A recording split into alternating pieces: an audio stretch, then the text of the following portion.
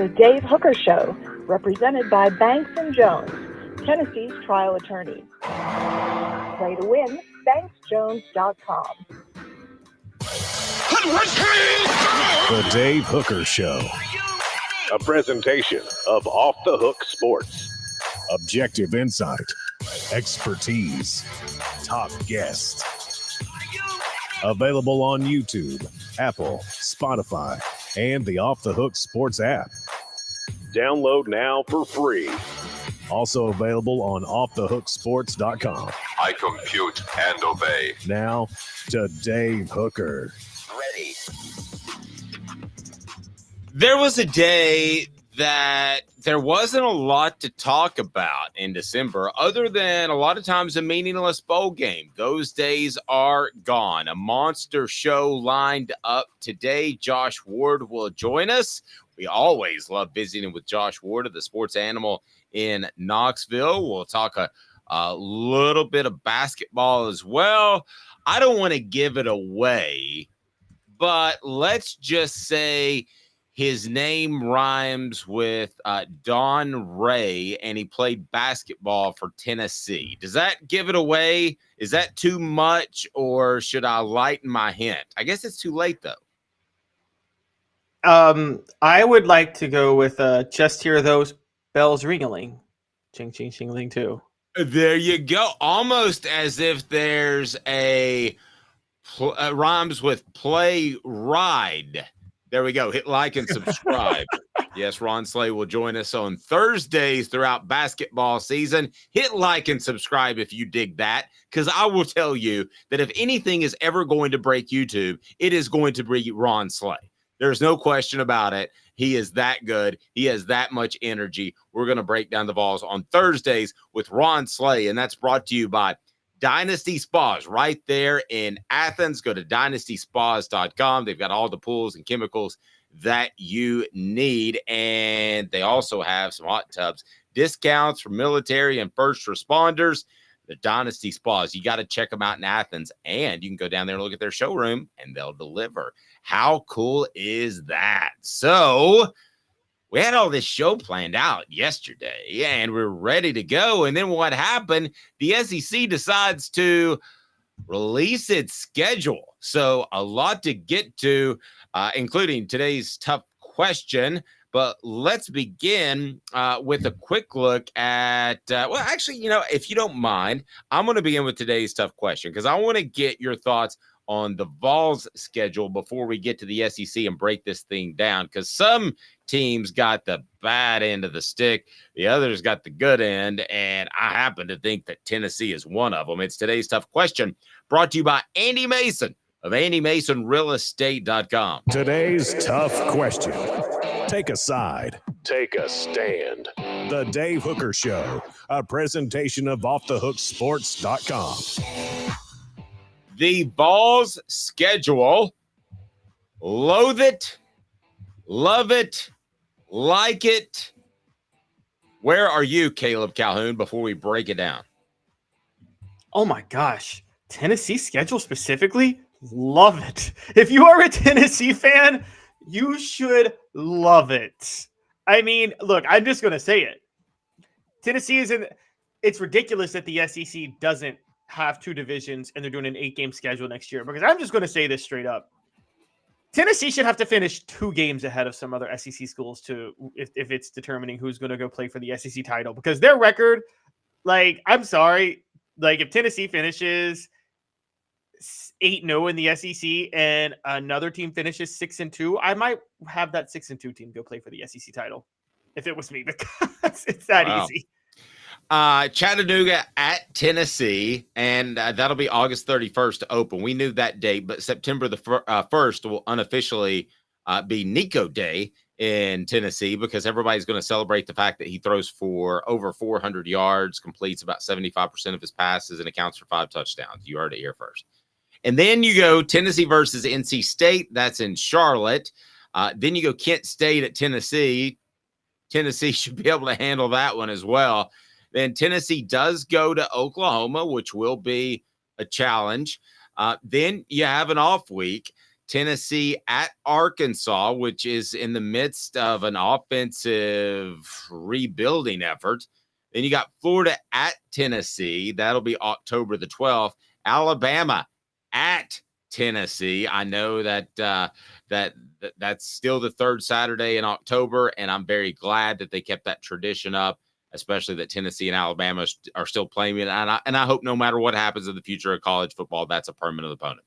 Kentucky at Tennessee, Mississippi State at Tennessee, Tennessee at Georgia. That's obviously the challenge, but it's in November. And that theoretically, if you based a play off Tennessee and Alabama in the past 8 quarters, Tennessee has won 6 of those. So Tennessee at Georgia could be a number 1 versus 2 game in November. That's not a stretch, Caleb.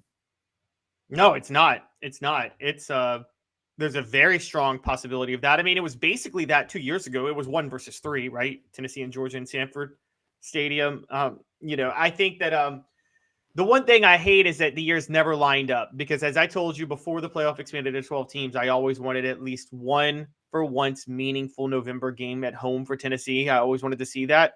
And we never got that. We never got to see that. That never happened in human history, Dave. A meaningful November home game that could knock you out of a 4-team college football playoff. It's just pretty legendary. It's pretty much guaranteed to be meaningful, right? Because both teams at the very least are going to be knocking on the door of a 12-team. Yeah, playoff, but it's on the road. It's a road game. That's what I mean. I got you. Yeah. Tennessee has never and never will, because of the expanded playoff, ever get a top 5 matchup in November at home with the magnitude of what it would have been awesome to see at Neyland Stadium. However, this past that's year. a rant. Yeah, this was the last chance for that to happen. This past year was the last chance for that to happen, because the playoff is going to 12 teams now. This is still pretty darn good.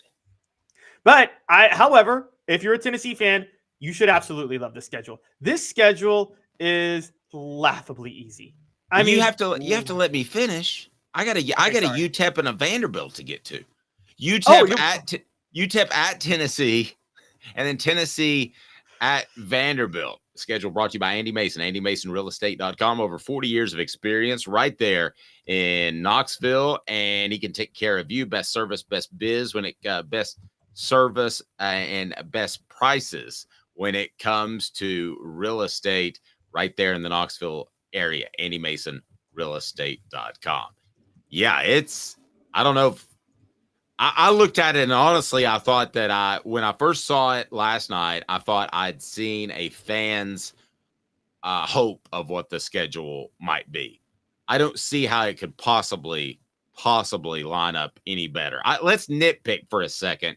You pick one thing out of this schedule that Tennessee legitimately could gripe about, and Tennessee fans. Wait, I gotta find something Tennessee could gripe about. I got nothing. I literally have nothing. I'm at a complete loss. It is very unfair that they don't have a bye before or after Georgia. I think that's very unfair. They have to rebound and get ready to play UTEP after. How could you do that to the SEC? Yeah. Well, let me ask you this. I know your expectations are sky high, even a little bit higher than mine in 2024. But does this change your expectations at all? And let's after I get your thoughts, project a record on this deal. My expectations have not changed. My projected record on this deal, I say 9 wins are circled, right, Dave? Yeah. I mean, yeah.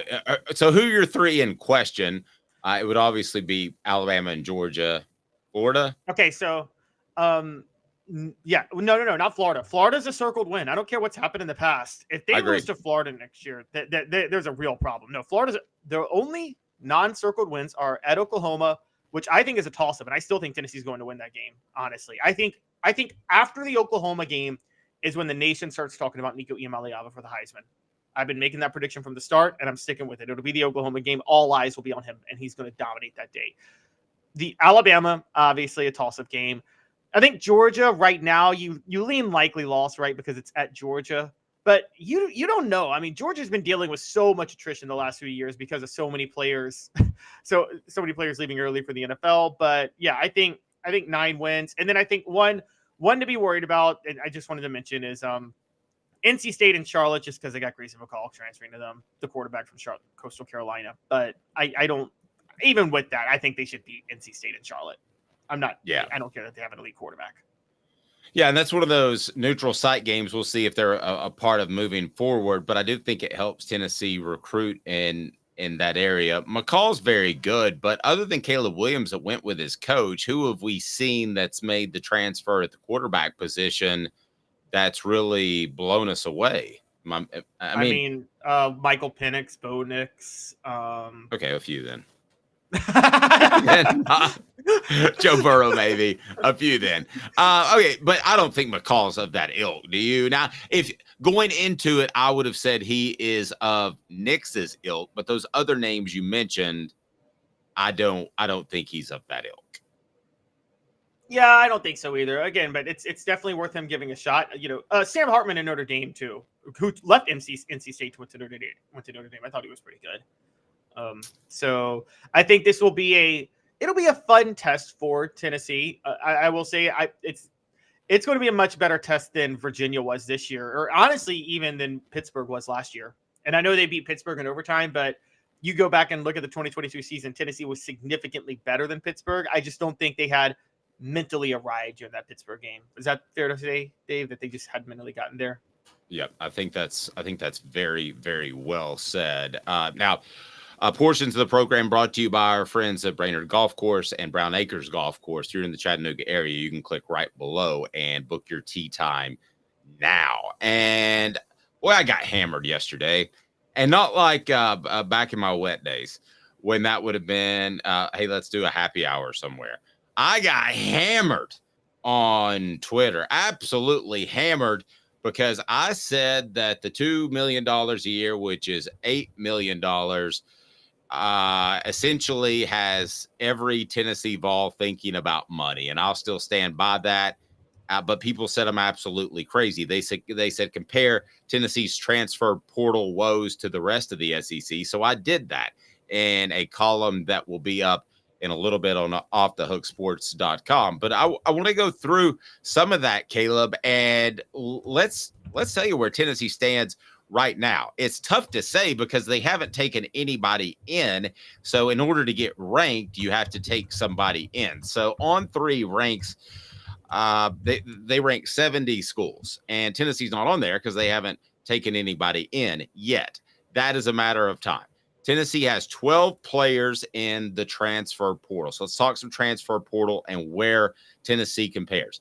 Georgia, the two-time defending national champions, they have 15 players in the transfer portal, which speaks to what you just said about the fact that Georgia at some point, unless they're the next Alabama, which is a once-in-a-generation run, unless they're that, at some point attrition has to affect them. And it even affected Alabama from time to time, but for no more than a year or so. It's worth noting that 6 players that are leaving Georgia have committed to lower level schools. That means that Georgia didn't want them, with the exception of quarterback Brock Vandegrift, who is expected to enroll at Kentucky. I'm sure if something happened at the quarterback position, they would love to have Vandegrift back. They'd love to have depth, but let's face it, quarterbacks in the transfer portal are just going to be a common theme. The Gators are definitely the redheaded stepchild, and I can say that because I have red hair and both my parents are remarried. You're not allowed to say that, but I can. So the Gators have had, they've got 16 players in the transfer portal. And what about this? One of them, Trevor Etienne, is a starting tailback on one of their best players. He's going to Georgia. So if you're giving out grades, the Gators are getting a big fat F. Okay, Kentucky is the highest rated SEC school in the 2024 transfer portal at number 2 with 4 incoming transfers, 13 potentially outgoing transfers. Other SEC schools, Ole Miss ranked number 5, South Carolina number 8, Missouri, number 9. Those are the only SEC schools in the top 10. So I'll say this in response to those that questioned me on Twitter yesterday. You got a point. You got a point. Now, my point all along was that the Nico contract caused the issues that Tennessee is having. But the issues as compared to other SEC schools ain't that bad. What say you, Caleb Calhoun? No, I never thought it was that bad either. And this was a very much a par for the course Tennessee's transfers that they have suffered. There's actually, we talked about Florida. You brought up the 16. That's an obvious red flag with who they've got entering the portal. But Georgia, there have been some red flags on people Georgia's losing to the portal too. They lost a couple of top edge rushers and people like that. And I mean, I don't think Kirby Smart is going anywhere, but there have been rumors that he would want to try himself at a higher level. I don't think he does. As far as you know, Dave, I think you and I both agree. His North Star, his ultimate loyalty is Georgia and Georgia alone, right? Yeah, he would be Urban Meyer in the NFL. His raw stuff, screaming at, yelling at you, which even Nick Saban doesn't do. That stuff, that wouldn't go over. Not to the extent that Kirby does. That wouldn't go over. That would be an absolute failure. Like with Steve Spurrier, you could make the argument that it's a unique offense and he would be okay. I can't make the argument that Kirby Smart would be a good NFL coach. I think he's there until he's done coaching. But I have more stats that you need to hear about that pertains to Tennessee. Hit the like and subscribe button when it comes to the transfer portal. First brought to you by Apex Apparel Group. Design, brand, market your way. Go to apexapparelgroup.com or call Tyler at 865-919-3001, 865-919-3001. Outfit your fleet, Apex Apparel Group. So who finished last year number 1 in the SEC transfer portal? It was Auburn. How did they do? They went 6-6. Does it mean that you're going to be good or bad if you finish high or low in the portal? Ole Miss finished 2nd in the SEC, and they finished 10-2, and were one of the better teams in the nation.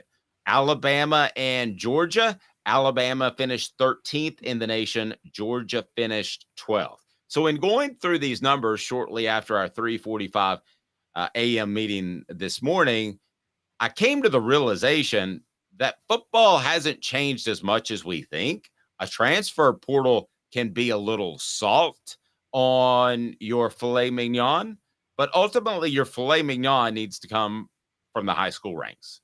Any disagreement there? No, but well, disagreement if you're in another conference, maybe. I mean, Washington has fully built their team through the transfer portal, and they're in the college football playoff. But you and I both agree Washington is probably going to lose to Texas, and if they played Michigan or Alabama, they would lose by 75 points. Either one of them. I don't think Washington's that good, quite honestly. And which is why, by the way, the College Football Playoff Committee lied when they said 4 best teams. If there was 4 best teams, Washington should have been left out. I don't care that they were undefeated. But that's a different story. If you are building a national title team, you got to go through the recruiting trail and through the high school ranks, particularly when, as we talked about it consistently, you have to develop your offensive line. You just have to. Like, there's just no way around that. You can't rebuild your offensive line through the portal. And I have not seen a team do that yet. Y'all call me when one does. Maybe you could do it with your defensive line. No way you can do it with your offensive line. You just can't. Somebody will, and it's probably Lane Kiffin. He'll step up to the craps table and he'll get on a heater and he'll hit it. But then the next year they might just win 6 games. So somebody will hit it and everybody will get along and they'll be that good of players and they'll be that good of a fit for a system, but you're not going to have sustained success. With a dozen players in the transfer portal, Tennessee isn't the only team facing a pretty drastic roster turnover. Arkansas, Vanderbilt lead the league with 17 players entering the portal. South Carolina and Florida are tied for 2nd with 16 players entering the transfer portal. Followed by Georgia and Texas A&M, who each have 15 players in the portal. So here's what I read out of this. Georgia's got a lot of players who are like, dude, I'm not going to play till 2026. I'm cruising.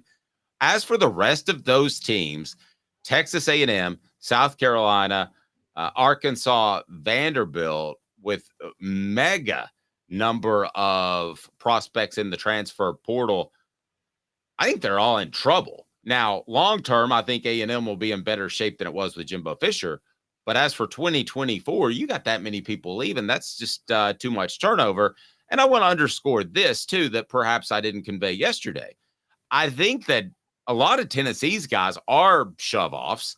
And I also think Tyler Barron is just kind of leveraging himself to get as much money as possible. He just wanted to do it through the portal, whereas I think like a guy like Cooper Mays wanted to do it quietly behind the scenes. But I don't think Tennessee, as compared to those schools that I just mentioned, is anywhere close to in dire shape as they are. No, not at all. And again, you're right. It's only one player is leveraging it publicly, and it is Tyler Barron. And you're going to get a few short-sighted players that are doing that, which, again, advice to young kids, never publicly leverage yourself when it comes to NIL. And it's illegal in some states as well to publicly leverage yourself. Yes. Exactly. Yes. Especially within 500 feet of a school, I'm told. All right, so you don't want to ever publicly leverage yourself. But I do think around a Chuck E. Cheese. Yeah, no, that very true. But Tyler Barron is the only loss that you're going to miss right now if he's gone. And honestly, with James Pierce and Joshua Josephs, I think you can deal with it if it happens. I cracked myself up there, didn't I? By the way, Jamal Wallace has an offer from Tennessee. Speaking of, somewhat of a transfer portal. I mean, it's a junior college issue. 6'4", 269-pound defensive lineman out of Sierra College, calls Tennessee his dream school. That's on offthehooksports.com. He loves the colors. He loves the fan base. He tells Caleb Giroux, and we'll see if he's able to pull the trigger. But his visit is scheduled to be this weekend. Is that correct? I believe so. So I think Tennessee picks up a commitment from him, and I'm looking at the MTSU defensive tackle. I think there's a real possibility there. So Tennessee, by the time we're having this question, or we're asking this question in 3 days, Tennessee could be as high as 20 in the transfer portal if they pick up 2 or 3 guys. So if you think I've explained myself better as of what we said yesterday, hit the like button. If you still think I'm an idiot, hit the like button. Be sure and hit the subscribe button. If you think Caleb's beard is coming back, like and subscribe. We appreciate that. Leave us a review and ratings. All right, Caleb, what did you have for me? Are you wanting to circle back to the SEC? We got in. Well, I wanted to mention a couple of things with the SEC schedule because we didn't go beyond. We didn't look at other teams real quick. I'm going to tell you guys, I'm going to give you a conspiracy right now. The SEC is looking out for Texas. It's embarrassing how obvious they were looking out for Texas. Texas, let me give you their SEC opponents, Dave, just real quick. Mississippi State, Vanderbilt, Florida, Arkansas, Kentucky, and Texas A&M. And then Oklahoma and Georgia are the 2 teams elite teams they play. They play Oklahoma and Dallas, neutral site. They get Georgia at home. The weekend they get Georgia at home is the same weekend of the big Formula One event, the Grand Prix event in Austin every year. So Georgia fans won't even be able to travel to the game because with a road audience, because all the home game, all the hotels will be booked. So that is the most it's the easiest schedule and the most cover I've ever seen provided. Meanwhile, on the other side, y'all got to stop with the conspiracy theories of Alabama. Look at who the SEC gave Alabama. Alabama draws Georgia, Tennessee, LSU, and Oklahoma next year. So y'all got to leave Alabama alone at this point. Texas is your new enemy. Did you just say Grand Prix? It's Grand Prix. Grand Prix. Whatever. I don't know NASCAR. Grand. Nothing like the celebration of the Grand Prix. It's the Grand Prix. Josh Ward coming up next. 2 minutes. Sun, sand, and salt water, the beach is a very relaxing place. Unless you wear contacts. Ow! Open your eyes to the best the beach has to offer with LASIK vision correction from Campbell Cunningham Laser Center. Ah. Sports Treasures in North Knoxville is one of the South's largest sports cards and memorabilia dealers, featuring over 10 million sports cards from vintage to modern. Sports Treasures carries a full line of hobby boxes, singles, autographed memorabilia, Tennessee Vol collectibles, fan cave decorations, and so much more. See a museum full of collectibles at Sports Treasures, 4819 North Broadway in Fountain City, and Sports Treasures on Facebook. Sports Treasures, where the real sports fan goes to shop. Have you seen the latest TriStar Hats Co. product? TriStar Hats Co.? What's that? You know, those really cool hats, shirts, tumblers, and even license plates with 3 stars like the official Tennessee flag and stripes like the American flag. Pretty patriotic if you ask me. Ah, gotcha. Seen those. Those are cool. Where can I get them? Simple. TriStarHatsCo.com. And if you order now, there's 10% on any order $50 or more. Plus, use the promo code HOOKED. With the promo code HOOKED, you get 10% off. That's hooked. And don't forget free shipping with any order over $50. Stock up at TriStarHatsCo.com. That's TriStarHatsCo.com. There are plenty of wannabes out there, so make sure you go to TriStarHatsCo.com for the best quality and customer service. Will do, and I'll be sure to use the promo code HOOKED. That's hooked when I do, to save an additional 10% off. TriStarHatsCo.com. TriStar Hats Co. is a trademark of TriStar Hats Co. LLC. Any use without express written consent is prohibited. The Dave Hooker Show, represented by Banks & Jones, Tennessee's trial attorneys. Play to win, banksjones.com. You're listening to The Dave Hooker Show, a presentation of OffTheHookSports.com. The internet is full of pictures of each and every one of you. Available on YouTube, Apple, Spotify, and the Off the Hook Sports app. Download now for free. Is there nothing you people can't do? Also available on OffTheHookSports.com. If you decide you're going to any Grand Prix events, I'm never going to live that one down.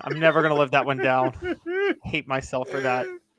You need to go to Hemp House, the premier hemp dispensary online with a wide variety, great selection, and strict standards to ensure you only receive the best in CBD or Delta products. And trust me, quality matters. Hemp House Chat with 2Ts.com. Hemp House Chat with 2Ts.com. That is the Hemp House, the premier hemp dispensary online. Use the promo code HOOKED. Get 10% off. Our next guest is just absolutely awesome, and we love visiting with him. It is Josh Ward of the Sports Animal. That reminded me a little bit, Josh. Wasn't there a NASCAR driver? You may have mispronounced his name one time when you were like 17 years old and on the air. That story is true. It is. It's Martin Truex Jr. And our co-host Ken Wheeler lost it. And Martin True. And I knew so little about NASCAR. I wasn't 100% sure you were right or wrong. Yeah. And he goes, Martin True. But you said it like you were some sort of rapper. It was cool. Yeah, I missed on that one. Actually, I think there were times based on the opinions that you and Ken would give on the lead lap at the time that people would call the show Grand Prix. So I think it just depended on the topic of the day. That's right. Josh, do you like doing the show with those Grand Prix? All right. I gave a quick speech in college. I was a history major, and it was the brain lapse because I knew all the presidents, but I was reading a list of presidents that had done a specific thing. I forgot what it was. I think it was ones who actually all had affairs and got caught. Now that I remember that now. But FDR came and I said Roosevelt by accident just because I was reading and not thinking. I'm like, oh, wait, it's Roosevelt, not Roosevelt. Either way, I'm still working on Iamaleava. And I got a feeling I got to get better at that really, really quick. I haven't asked you, Josh, but before we get in, well, let's just go ahead and get into Nico now because pretty high standards by our guy Caleb Calhoun, and he's not joking. I had to call him after the show to say, "Were you joking?" And he's like, "No, I wasn't." It's time for What the H? And it's brought to you by our good friends at Rick Terry Jewelry Design. What the? What was he thinking? Release the hounds. The Dave Hooker Show. Keep cool. A presentation of OffTheHookSports.com. So Caleb thinks that Nico is going to win the Heisman next year. And I'm going to go ahead and not let this get off the rails. No offense, Caleb, but you tend to do that. I want to ask you something more realistic. And Caleb may be right. And he's, with this schedule, Josh may be able to win the Heisman next year. But What the H brought to you by Rick Terry Jewelry Design. They want to be your jeweler. Looking for affordable game day jewelry? How about the Fire Opals, a Tennessee tradition? RickTerryJewelry.com, RickTerryJewelry.com. So this is completely in a theoretical sense. I understand they're not the same quarterback, although they're probably a little bit more similar in their arm talent when I watched them. But certainly the guy that I'm getting ready to tell you about couldn't run at all. I think his shoelaces were tied together by Peyton Manning, who then in turn tied Peyton Manning's shoelaces together. But would you take Casey Clausen's career as Nico's, which I think we would define right now as Casey Clausen was a very, very good leader amidst a program that had some malcontents. He got to the SEC championship game. Wasn't his fault they didn't win it. There was a fumble by Dante Stallworth and a fumble by Travis Stevens that cost Tennessee a trip to play for the national championship. He was a road warrior. So if I told you, you get Casey Clausen's career, that level of success, that level of play, would you walk away from the craps table, go cash out at the cashing thing, whatever they call that, or would you say, no, I'm gambling for more from Nico? Josh, let me ask you that question. I think very highly of Casey Clausen. I still think he's underrated historically when we talk about Tennessee football, but no, I would not cash out for that. I would attempt to accomplish more, both individually and with the team. Statistically, it's difficult to make comparisons just because the offensive game, especially what the system is with Josh Heupel, is different. The running ability that Nico has will give him so many more rushing yards and rushing attempts than what Casey did. The one pause I would have immediately before saying no is that 2001 season, because the 2001 season had Tennessee in a position. I do know the result, so that factors in when you ask me the question. But Tennessee was in a position to win an SEC title, should have won it, honestly. And in that case, is playing for a national championship in a 2-team playoff system. If we had a 12-team playoff in 2001, Tennessee's still in the playoff. So the results would be different then if we're using the system now. But I would still say I would look for more accomplishments for Nico individually and try to win more as a program with Nico over the next, what are we calling it, 2 to 3 years. Okay, so I want to be clear. You're taking the risk that he could be a bust, and everything that I've heard about him is that that's not going to be the case. But you're also taking the risk that he could be average, like Jarrett Garantano. So you wouldn't even toy with that. You wouldn't gamble with that. You would walk on out and cash your chips out. I would try to do more. I think I would too. Yeah. If Tennessee has Casey's team results over the next 2 seasons, no conference title, again, the playoff thing's a little different. Like if they go to the let's say they even go to the playoff and they're one and done in the playoff in the next 2 years, and that's the end of Nico's run, then I think a lot of people are going to look at that as disappointing. If it's 10-2, 10-2, playoff appearance, no playoff wins, I mean, there will be disagreement there. But if it's 0-1, 0-2, 0-3, let's say you have Nico for the next 3 seasons, because you're asking to take Casey's career.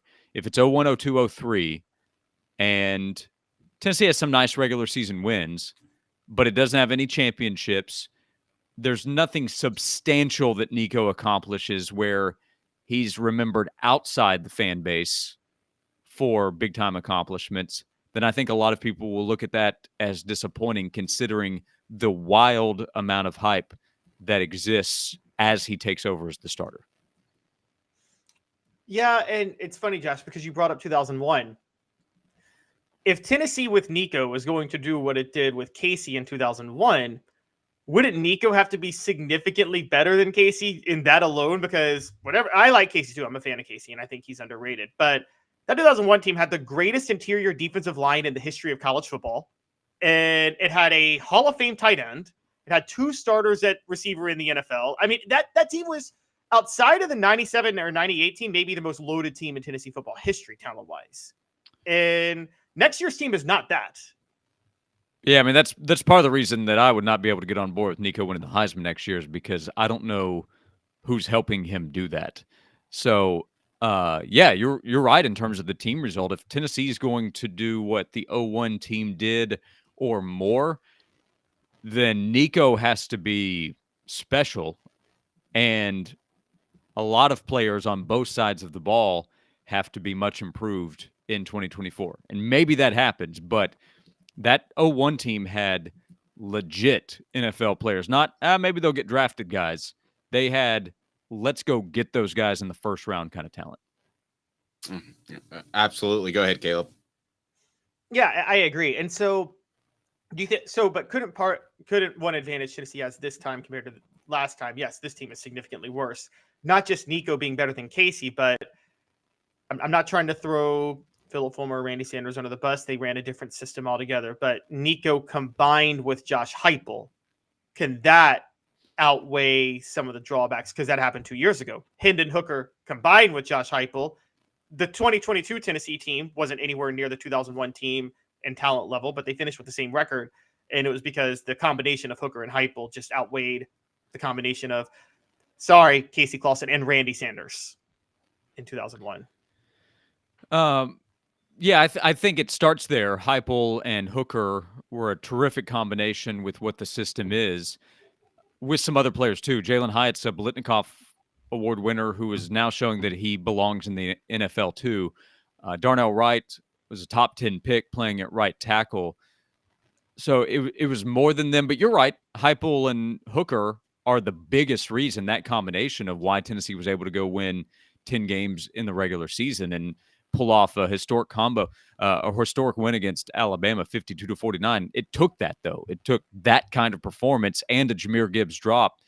Like, if Jahmyr Gibbs doesn't drop the football on that final Alabama drive and they win the game, it doesn't change anything about what Tennessee was as a team. Changes the result, changes how it's historically remembered. So you still had to have some things come together for that magical season to exist the way that it did.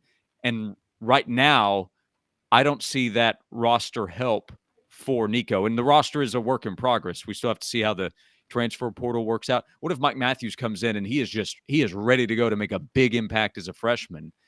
That's a big ask, but it's on the table in the what-if scenario when we talk about Tennessee trying to repeat what it did in 2022, at the very least, again in 2024. Josh's appearance brought to you by Dynasty Pools and Spas. I want to ask Josh if it's a disappointment if Nico at some point during his career isn't invited to New York for the Heisman Trophy ceremony. I'm interested to see what he has to say. Imagine having the best spas made right here in the United States of America in your backyard. Dynasty Pools and Spas has their showroom open in Athens with the best hot tubs and spas in the market. Delivery, yes, they can do that. So you can check it out, have it delivered there in the Knoxville area or Chattanooga area. Complete support, spa cover, and chemicals to keep your spa bubbling at its best.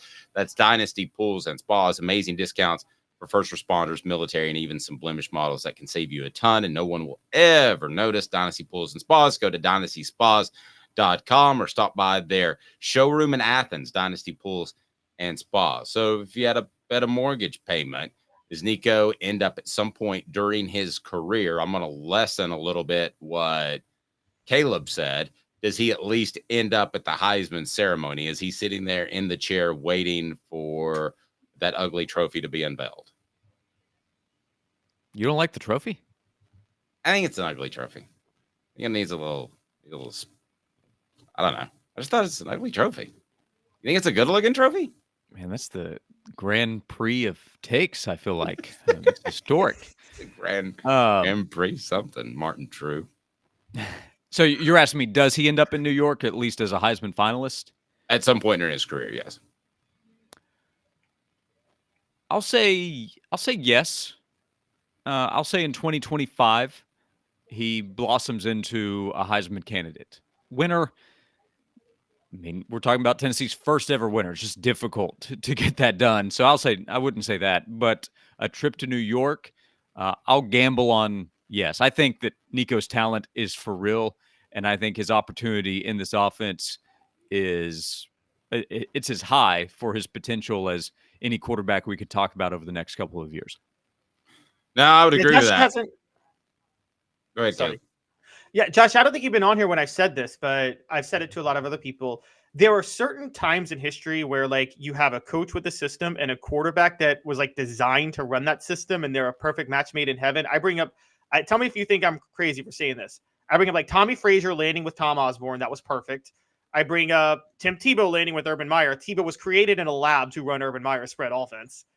Yeah, I think Nico and Heupel is that combination. I think it's like Nico was created and designed to run this system, wasn't he? he does look like a perfect fit with his quick release, his mobility, everything that he can do would match with what Josh Heupel asks of his quarterback. There is the fear that he gets hurt, but honestly, that exists for any quarterback that has mobility and will run. So I don't think it's that fair to harp on that. Maybe if he was needed this past season, being a true freshman. But yeah, I agree with you. I think that he looks like a perfect fit for the offense going in. Some of the names you mentioned were who came to mind immediately for me. Tim Tebow with Urban Meyer. When Cam Newton went to run the offense for Auburn, that was exactly what they needed. He's also special talent. We're talking about special talents, at least at the collegiate level. I know Tebow didn't have a great NFL career. That doesn't matter for what he was needed to do in Urban Meyer's offense. I think that Nico has NFL potential. Don't get me wrong there, but with Tennessee's offense and what's required in the game today, he has everything that allowed him to become either the number one quarterback in the country, as On 3 ranked him, or one of the top 2 or 3 guys, no matter the service in 2023. Somebody asked on the message board before we move on, talking to some Tennessee recruiting next, and that is who will Nico's backup be? I'm going to go ahead and tell you, for any big-time program, it doesn't matter. It really doesn't anymore, because the way the transfer, it's probably going to be Jake Merkling or the freshman coming in, I would think. But it doesn't matter, because nowadays you're loading up for a quarterback just like in the NFL. If you lose your starting quarterback, that season's probably trashed. I mean, that's just basically. Well, Texas is in the playoff, and they lost Quinn Ewers for multiple weeks. Well, and their backup quarterback just entered the transfer portal, will not be there in the playoff, Malik Murphy. That's a fair point, but don't you think that's going to be the exception to the rule? Well, sure. I mean, I think it's the exception anytime you lose your starting quarterback that you're going to have that kind of success. But we've seen backup quarterbacks have to step up and perform. Tennessee's history is relying on the backup quarterback. If we're talking about to go win a conference title, get to the playoff, compete for a national title, that's just so hard to do with your starter. So sure, that can wreck a season. But if we're talking about, can you still win 9 or 10 games? And again, a 12-team playoff, the idea of getting in is different now. I think the backup quarterback is a really important role. I just think I guess my point was, and maybe I didn't convey Alabama won a title making a change in the national title game. That's an exception for sure. But I think we can go through and find plenty of examples where you at least need the backup for a game or two to hold steady, especially if the goal does change to, hey, can we get to 10-2, not 12-0 or 11-1? If you have a little wiggle room, but you need to make sure you don't fall apart for a month, the backup becomes important. I guess my point is, I think the days of having Jeremy Colquitt, Peyton Manning, Brandon Stewart, and Todd Helton going 4 deep at quarterback are probably over. Yeah, you're not going to see that nearly as often. Ole Miss and Lane, he put together a quarterback room that included a former starter at Oklahoma State who had success and a former 5-star recruit in Walker Howard. We'll see how things play out at Oregon, but they've brought in Dylan Gabriel, and unless I haven't seen news, there's a chance that Dante Moore goes there to sit for a year and then take over in 2025. That's still the exception, but Tennessee's a program that's going to hold standards like that in the quarterback room. Well, but remember this, though. Lane, with all those quarterbacks, he was dating their mothers, so that helped. So get them in there. I was talking to your mom last night, and she said that you should stay at Ole Miss. Okay. Well, everybody has a different style in recruiting. That's right. That's Lane style. Okay, let me switch gears because I want to get you on some recruiting. So apparently Jordan Seaton turned down a big bag of NIL cash from the Vols to commit to Colorado. Can you give us a little bit more background on Caleb? Because I want to get Josh's take on this. That was pretty much it. Pretty much told it right there. Jordan Seaton was offered according to multiple reports, and as a matter of fact, WBIR reported this in Knoxville last week, and then SI.com for Colorado, for that covers Colorado, broke it that 2 days ago that multiple sources are saying that Jordan Seaton was offered a multi-million-dollar NIL bag to go to Tennessee and still turned it down to go to Colorado. And so people have been thinking that Colorado's getting everybody through the NIL. And I'm starting to wonder if just Deion's name is outweighing NIL money, which would shock me. I didn't think that would be the case, but maybe it is. What's your take on that, Josh? Well, I think Deion was an obvious sell, the number one to Jordan Seaton to come be a part of what Coach Prime is building, not just with the football program. We'll see what kind of success they have. I think they'll be better next year than this year. I think they have a good chance to at least be a bowl team in 2024 with the move to the Big 12. But in terms of what he's getting at Colorado, I have no idea. He's not going there for free. I mean, let's be honest there. Just like Travis Hunter wasn't going to Jackson State for free. I don't know what he got, but he was taken care of, I'm sure, and then ends up making the move to Colorado. Jordan Seaton was able to make his announcement on Undisputed on FS1. I'm sure that's part of the sale of, hey, we're gonna build some attention around you. We're gonna build a brand for you. I use that word because that's a word that Trey Smith used when he announced his commitment to Tennessee, that they're going to help build his branding. What is that immediately in dollar figures? I don't know, but I'm confident that Undisputed would not have had Jordan Seaton on if he was announcing a commitment to Tennessee or even Alabama or Ohio State. I think it's pretty easy to figure out that Deion Sanders has connections to former NFL players with FS1 and with that show, and that's why Seaton was on there. So I'm sure the dollar figure was enough, and that there can maybe be more to come his way. But the building of the brand and the attention around Jordan Seaton was an alluring aspect to the recruitment. Big days ahead for FS1 as they landed the broadcast rights for the Grand Prix recently. But Josh, back to Seaton. I believe this is spin. I believe there's a good chance that Colorado offered comparable money to Tennessee. And if you watch anything about Colorado, Deion's son is in charge of social media. I think this is spin. I think this is what was told to be put out there. I don't think there was a vast difference in money between Colorado and Tennessee. I just think that Deion Sanders knows how to spin it and get people like us talking about it. So which direction are you talking? Like when people say there's a big difference, are they saying Colorado offered a ton more? No, they're saying Tennessee offered a ton more and that Jordan Seaton turned down the NIL bag that Tennessee was offering to go play for Deion at Colorado. That's the spin. Oh, yeah, no, I'm sure he's getting a ton of money to go to Colorado. Yeah, I mean, I feel like. I said I don't know how much. I don't know what the difference is. So it for sure could be less. I don't know, but I think a lot of times in these cases, NIL one way or the other is used as spin if you don't get a guy, or if you're trying to sell it of, hey, look at us, look at how much better we are. Maybe you spin it, but.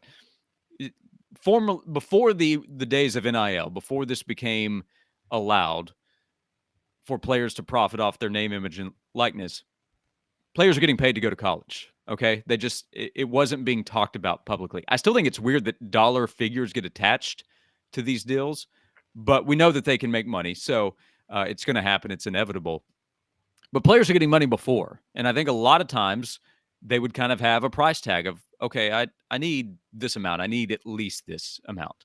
And sometimes it might be a school that they don't want to go to as much. It'd really be like 2 or 3. So the price tag for that school might be a little bit higher. But I think then and now, a lot of it is either matching or being in the same ballpark of what players are going to get. And then it comes down to where do they want to go. So I don't think money is often going to be an issue for Tennessee. There's budgeting, so you can't just go give everything to everybody. But I think a lot of times a player tells another school, okay, well, this is what school X is going to give me. Can you do that or close to it school Y? And school Y either can or can't. And if they can, it comes back to somewhat traditional recruiting. Wait, players got paid before NIL? Josh, did you just say that? I know it's surprising to hear, but that's hot.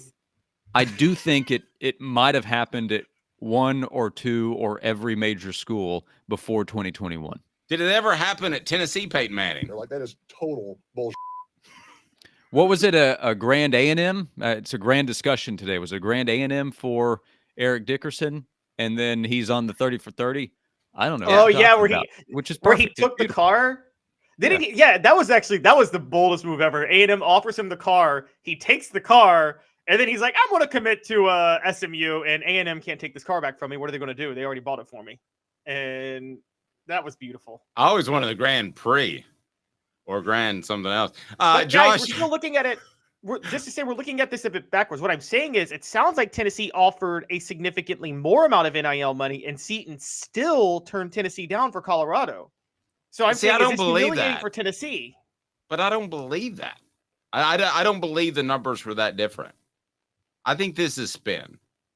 And I think that Tennessee, how many schools, unless they say that Seaton was their key, but I want to ask you this, Josh, how many schools, and Caleb, you too, how many schools out there can stand toe-to-toe with the Spire Group now that we're in basically, a year two, essentially, of them being full-fledged, going on for a full calendar or fiscal year, if you want to call it that? I mean, they're still number one on the on-3 list. How many schools can truly compete with Tennessee when it comes to divvying out NIL dollars? Well, I would be guessing if I tried to come up with a number, but I think most of the big time players can kind of go toe to toe. If we're just talking about, can they come up with the funds? Like Alabama, Ohio State, Oregon, these schools that we talked about with Jordan Seaton before Colorado pulled off the surprise get. Those schools aren't going to be outdone. I think a program like South Carolina is in real trouble. It might be able, like, it just went and got Rocket Sanders. I'm sure he's not going to be playing for free next season. But can South Carolina compete with Tennessee in the NIL world? I'd be really surprised. But Spire doesn't have unlimited funds, just like Ohio State and Alabama and Oregon don't have unlimited numbers. I think they look at it like, hey, we're not going to be outbid, but each school can only bring in so many players, and they're working with some kind of budget where you have to manage what you're going to spend on current players, because year to year, guys can play better and their value goes up. I think an obvious player for Tennessee would be James Pierce. A year ago, we didn't know what kind of role he would play. Then he breaks out and he's one of the best edge guys in the league. He's more valuable in 2024. So, you have to make those kinds of decisions on top of what you can do in the transfer portal and what you can do with recruiting. But think about somebody who's out there who I think it's pretty obvious will get some money is Juice Wells. Well, I don't think we've heard Alabama with him. Alabama could use some help at wide receiver, but they've probably looked at, okay, we got to put some funding elsewhere. So they're not in play. So this is a long way of saying I think Tennessee can go toe-to-toe when it comes to a budget and how much it can spend with just about everybody. But I think most of these major programs, Texas A&M, Alabama, Ohio State, Tennessee included, are in similar positions in what they can offer. And some players, they will say it's worth it, and they'll do what it takes to get him. And other players will say, doesn't fit with what our roster is, what our needs are. I think it's about the top 12 to 15 could stand toe-to-toe with each other and say, I can match your money. That's just a ballpark number that I'm throwing out there. And all these schools, they also have players who probably think they're worth more, and they'll go to their school and say, hey, or collective or whatever, and say, I need a little bit more. And the school will make the decision of, can't do it. Sorry. And then it's up to that player to decide, well, do I want to stay, or do I want to look out there and see what my market is? Can I get more elsewhere? Great stuff, Josh. Noon to 3 on the Sports Animal. We greatly appreciated his appearance, brought to you by Dynasty Spas right there in Athens with their showroom, and they do delivery. Thank you, Josh. Had a grand time. Thanks, guys. It's Grand. Let's see what he did there. It's a Grand Prix with a Never couple gonna live of that down. Oh my gosh. Josh still. It's been like 20 years, and Josh hasn't lived down the Martin True, which was that's pretty golden. And I don't know that Josh has ever mispronounced a name before or since. I mean, I'm jealous of the way he pronounces. Have you ever his name. accidentally said linebacker or wide receiver corpse instead of core? You know, I've done that by accident before. I'm not gonna lie. I haven't. No, he's no longer with us. The linebacker corpse is great. Hey, Levi said, I'm not able to see the question of the day until I choose an answer. Does anyone have this issue? Speaking of our poll question, which we got so busy today, you don't have to choose an answer, but if you click on that, it'll drop down. So we've got a few hundred votes already.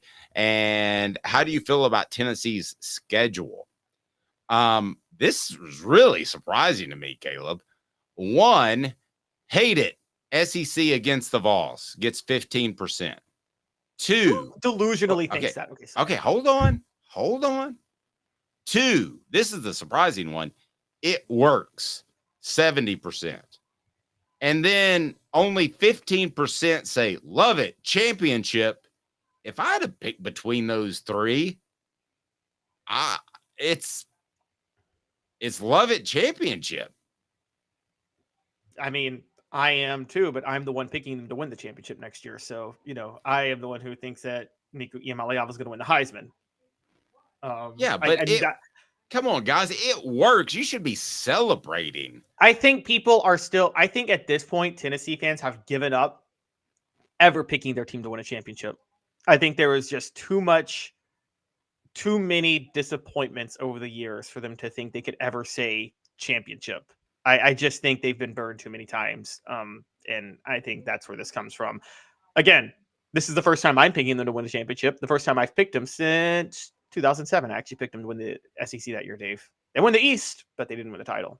Our poll question today brought to you by Campbell, Cunningham, Taylor, and Hahn. Look at me. No glasses, no contacts. Enjoy life better when you see better. Local vision service for LASIK, cataract surgery, and regular eye examination. And they're local, so they take care of you and they care. CCTeyes.com, CCTeyes.com. Campbell, Cunningham, Taylor, and Hahn. Hit that like and subscribe button if you haven't already. And do me one more favor. Turn the notifications on because you're going to get great Tennessee coverage right here. How about the best six man that I've ever covered? How about one of the best Vols of all time? How about Ron Slay next? Can you hang tight? We'll just boogie through this break. He's Caleb Calhoun. I'm Dave Hooker, Off the Hook Sports. Got cataracts? We can fix that. Never miss another moment. With a little help from Doctors Campbell, Cunningham, Taylor, and Hahn at ccteyes.com. Hi, I'm Rick Terry, and we at Rick Terry Jewelry Designs pride ourselves in the highest quality craftsmanship from a family-owned business here in Knoxville for over 35 years. At Rick Terry Jewelry Designs, we also take pride in being an affordable option for all your game day accessories, especially those fire opals. At Rick Terry Jewelry Designs, we want to be your jeweler every day and especially on game day. Go Vols! Hi, Mike Davis here with City Heating and Air, reminding you to always dare to compare. Our team provides quality local heating and air service, installation, and maintenance across East Tennessee. We use only the best equipment like American Standard heating and air conditioning for your residential, new construction, or commercial needs. Honesty, dependability, and customer satisfaction have been the cornerstones of our business since 1961. City Heat and Air. Dare to compare.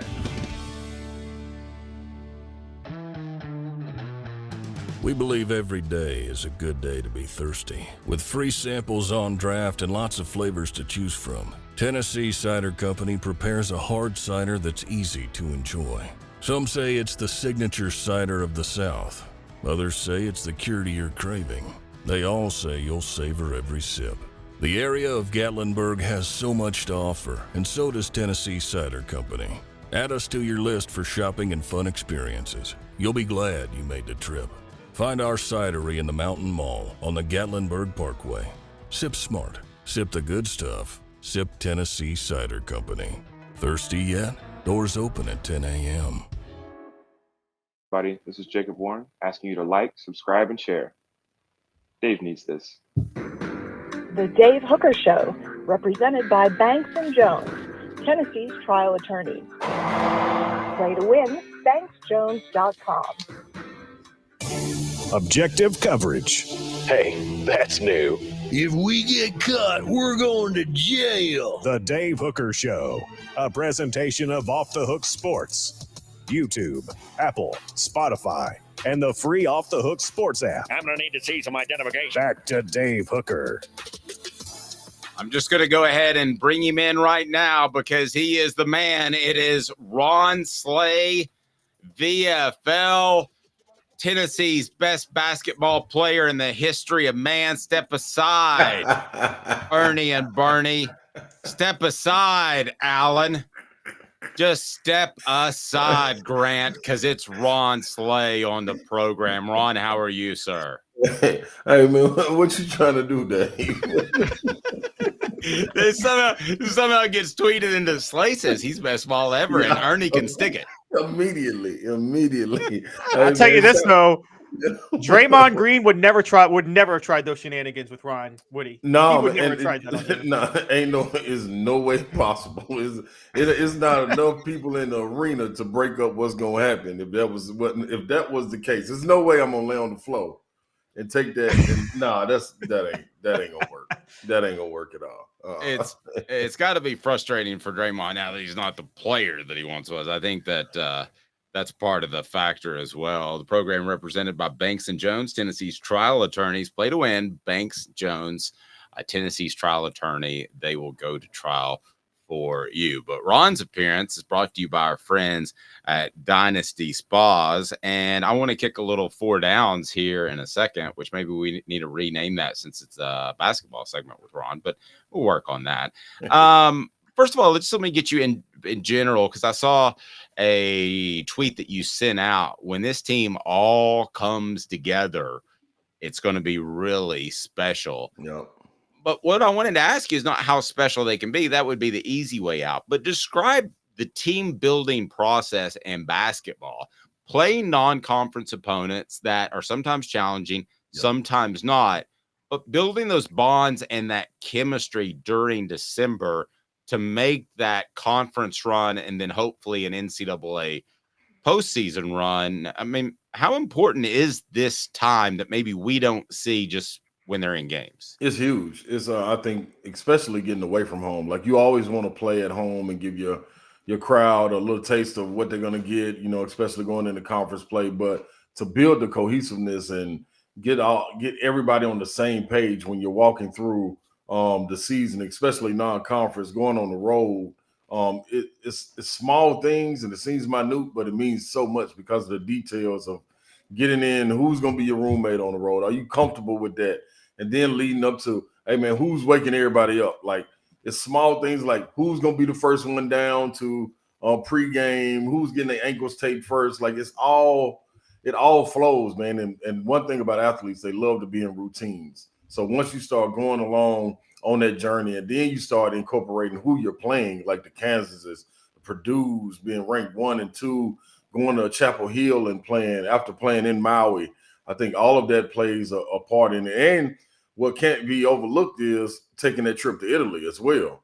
I think that's a cheat code for everybody, because you're getting a jump start on the season and it's only you. I think that's the most important part about that. When you go overseas or you go on a trip, even when they went to Maui, to Honolulu, but the Maui Invitational, you look at it and you're like, man, it's only you. That's all you know. Like, you're away from the world, all the people you can call and be like, hey, man, I'm coming over to your house. I'm going to come chill with you. That breaks the norm. So you're only around guys that you know and you kind of bunker down. That all leads to the cohesiveness when you get into the season, into the conference part of the season, and who you can rely on. You start to figure it out. Who's going to be that guy that can jumpstart everybody, who's going to be that spark that you can always depend on, who's going to be that guy that's going to be turning the ball over when they take the ball out. Like, don't put them in, coach. We don't need them right now. So, and then I think also for the coaching staff that gets overlooked, you start to focus on the players, but you start to find out who you are as coaches as well. Even though you've been together, it's different dynamics being into it.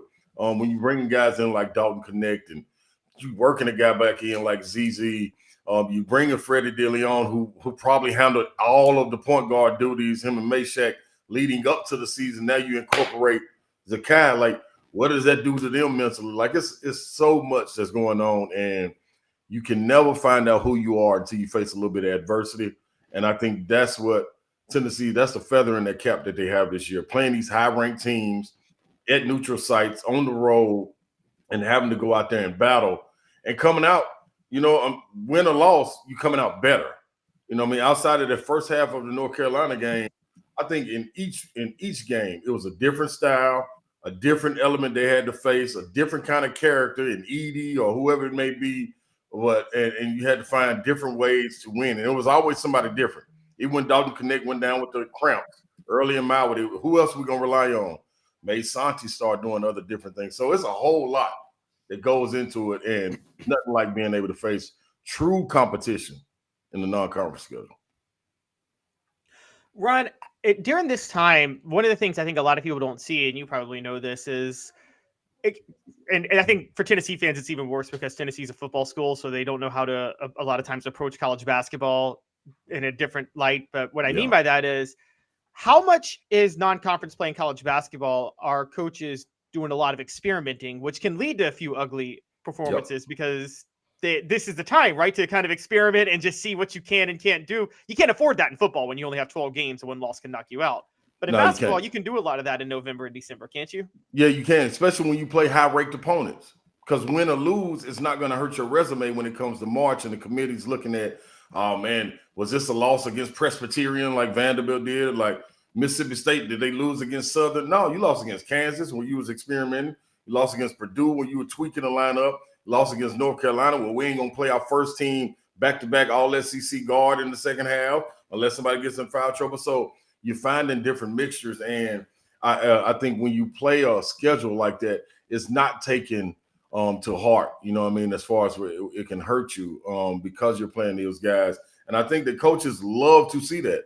Like, they love to have their guys tested. It's nothing like being tested in game situations where you got to adjust on the fly. And in practice, you try to put them in that situation, and it doesn't really work because, it's controlled, and you want to be healthy making it out of it. You don't want to put so much on Chad Newman, the trainer, or Big G. But I think when you look at it, it's hard to digest because you expect to win so much, and you're coming out of football season, and everything hinges on this game this Saturday. What we gonna do? Can we get over the hump? Oh, it's a letdown. Oh, let's get back up. We're ready to go. That's not happening in basketball. It's a long, long, long, long, long season, and what happens this week has no bearing on what's going to happen 2 weeks from now. You know what I'm saying? So it's all to come in and get it together for the committee at the end and have you clicking at the right time. I've been a part of teams that peak too early. So I know exactly what it's like when you can change and tweak something and not have things going the right way and you start going downhill and you can't stop it. You know what I'm saying? So I think the fans have to just sit back, relax. Coaches have to sit back, relax. I think it's teaching Coach Barnes a lot of patience. I think it's teaching his players patience throughout this situation, like what you saw with Georgia Southern. Guys getting blown by and things like that. Come sit down. We got some guys that's going to value these minutes, and you need that because you got to build those guys back up. You look at the game before, those guys, the young guys didn't get to play against George Mason. You know what I'm saying? So you get to play these little games, but hopefully you get it all in order by the time you get in the SEC play and you're ready to roll. All right, here we go. It is time for 4 downs. Everybody's saying that I should call it something different since it's about basketball. We will eventually, but it's brought to you by Dynasty Pools and Spas. So, Ron, you want to jump in the hot tub with us? Oh. Here we go. 4 Downs brought to you by Dynasty Spas, the most comfortable spas made in the United States of America, right here in East Tennessee. Drop in for the all-new showroom in Athens. Dynasty Spas, perfect for all 4 seasons. 4 Downs, presented by Off the Hook Sports. Well, yeah, and we also have a special guest that I know you'll like to jump in the spa with. This is turning into a really big spa from Dynasty Spool. Spas. Cooper Mays here. Hit like and subscribe. All right. Hey, we might need to make this a cold tub, man. Hot tub, get the blood flowing too much. Cold tub, everybody will be shrinking. We all shrinking involved. Oh no, not shrinking. I mean, especially a hot tub with a hooker. This thing. Hey man, woo-wee. Party like Paul Pierce in here all of a sudden. Oh gosh, Paul Pierce. All right, first down.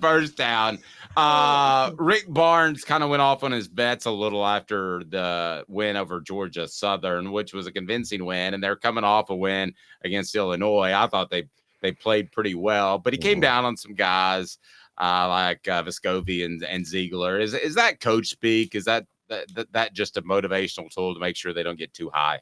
Yeah, I think it's a little bit of both, but I also think one thing you learned from Coach Barnes over the years, he's going to be transparent. It's not going to be anything that he's going to come out and say in the media that he hadn't already said in the locker room. I think the players understand that as well. Not saying that they're all taking it and like, oh yeah, give it to me, Coach Barnes. Like, yeah, they're probably upset about it. Like, come on, Coach, man. But at the same time, just go out there and do your job. Especially, I think when you look at it as veterans, when we play a team like Georgia Southern as a vet, I'm running out there, man. If I'm averaging 18, it's about to go up 1 against Georgia Southern. I'm about to get that average up to 19 because I'm going for about 28, 36, something crazy this night and get it on out the way. So that's what you expect from the veterans. You expect consistency, especially from Josiah and Santi. That's what you want. And you want them to set the table for the younger guys to get this on out the way. So I think I think he was right on for going and getting on the vets because you can't have night offs like this. You play with her. Vandy can be at the bottom of the rankings. You play around with them, they'll beat you. South Carolina, don't take them serious, they'll beat you. Missouri, the same thing. So just because they may not have the ranking beside their name, you can't play around with what this transfer portal is offering. All right, you take second down. Caleb Calhoun, here we go. Cooper Mays here. Second down. So, Ron, I'm actually going to set this scenario for second down for you because Dave knows I've been dating back to last year. I've been highly critical of Tennessee's offensive droughts that in March come to get you. And Dave enlightened me on it, and I realized I feel the problem was their three-point shooting wasn't up to snuff, largely because there wasn't an inside offensive presence to draw people off the perimeter. I feel like Jonas Adu is proving me wrong and is finally turning into the inside presence that I'm just going to call him out, Uroš Plavčić never turned into. And is he the best? I think now he is becoming an elite Vols big man. So he is the best big man the Vols have had since who? Who would you say? Well, first to your point, man, that's why I thought they should have moved Josiah Jordan James to the 4 last year because he could have taken advantage and made a block presence or an elbow presence, which would have gave you the same result. But man, Jonas Adu. Ooh, potentially best big man since Olivier on a hot night. Come on, safe? He can be better than Olivier, right? Is that safe? Hey, but Olivier on a hot night, look what he did to Duke. I mean, you know what I'm saying? Like Olivier on a hot night, serious. That was safe. That was a safe play right there, Caleb. I'm gonna go with I guess I would say Grant. I'd have to say Grant. For the simple fact, like anytime you can throw the ball in, and if you play them one-on-one, you're going to get a great opportunity for an offensive rebound or a high percentage shot, and he's not settling and not doing any wasted dribbles. I think it's going to be interesting. I think one thing Grant was good at is when the double teams came, being able to kick it out. So I think that's the next step for Adu. Continue scoring like that. Expect double teams because of your height and be able to take care of the ball and getting it out to the shooter. So. Yeah, I think he's doing a good job, though. They need that. That's spot on. I think they needed it so bad last year. All right, what down, Coop? Tennessee center Cooper Mays here. Third down. Sorry, Caleb. Dalton Connect, the best scorer since blank. Notice my questions are much shorter than Caleb's. Woo! The best scorer since blank. Best scorer since Jordan McCray. That's hot. That's a good one. I'm gonna go best scorer. Yeah, who's looking in in his hot tub. Who's in the hot tub now? When did Paris Hilton get in the hot tub? And when do I get my vaccination? Where'd she come from? Where'd she come from? Hey, man, but yeah, I think since Jordan McCray, I think Jordan McCray was a guy that could score on all three levels, man. I also think when you look at it, I want to say Josh Richardson, but his wasn't as fluid as Jordan McCray's was. Jordan's was fluid, and it was like, man, just get him the ball. He's gonna score from anywhere, athletic and all of that. So, yeah, that'll be my go-to. Ron's being really safe with these. I'm never going to the casino with Ron. You probably don't put any money down. Dude, they were calling this man the Orange Mamba. Like, it's no other. Like, I'm gonna be honest. I really wanted to go to Kevin Punter Jr., but that's too far back. You know what I'm saying? Like, you got to think of guys that can explode for 30, guys that can run off 4 baskets in a row, guys that can be in the slump in the first half, come out in the second half and still have 20. Like, Jordan McCray was that dude, man. I don't think. I remember when he was the anchor of that Sweet 16 team with Quanto Martin and Darnell Stokes and Jerron Mayman. I remember that. Like, who would you think of? Who would you say? I might have gone all the way back to Scotty Hobson or Chris Lofton. I'm just saying. Scotty wasn't consistent enough, and that's my man. True. That's my man. One thing we know with Dalton, rain, hail, sleet, or snow, balls going up to the basket at some point, and it's gonna be an eye shot. The only problem we got is when he start creating in gaps and don't realize like it's a person in the gap. Get the ball up, dude. You too tall. You dribble too high. Like, get that ball up, come back off a screen, get busy. But yeah, Jordan. See, you ain't got to go. That's what I'm saying, Caleb. You ain't got to go back that far. You know what I mean? I just like betting big. I'm already putting 100 on Nico into the Heisman next year, Ron. He can't mess with CeeLo. Him and CeeLo ain't even close. Oh, him and Chris Lofton ain't even close. I agree. I agree. Mm-hmm. I agree. But I like throwing a lot of money down. Yeah, he's a gambler. He's a gambler. You said CeeLo, I thought of Chris Lowe, and I don't know if he can hoop or not. But CeeLo stands still. Put him in the corner. Put him in the of ESPN. What did you call? What is Connect's new nickname that I haven't heard? Who did you call him? The Orange Mamba? No, that's what they were calling Jordan McCray. That was Jordan McCray's nickname. Connect is the creamsicle Mamba. That's what everybody's calling him. The creamsicle. All right, Cooper, get us back on track because we all know what happened in that Florida game when Cooper wasn't around. All SEC center Cooper Mays here. 4th down. This could be the best Tennessee team since. Wow. I mean, this could be the best Tennessee team since. I'm gonna have to go with Grant Williams, Aaron Schofield, Jordan Bone, Kyle Alexander, Lamonte Turner coming off the bench. What's my man? Jordan Bowden. Man, that and the reason being, Fulke, when he was young, like they had so much depth. And that's the thing. I think the only difference is you had a little bit more interchangeable front court pieces with that bunch. This one, the only thing that would stop this team from going as far or further would be when guys get in foul trouble, Tobey or Jonas Adu, because is K. Phillips or Estrella ready to step in and give you 12 to 15 impactful minutes, not spark minutes, but impactful minutes. Like, we depend on you.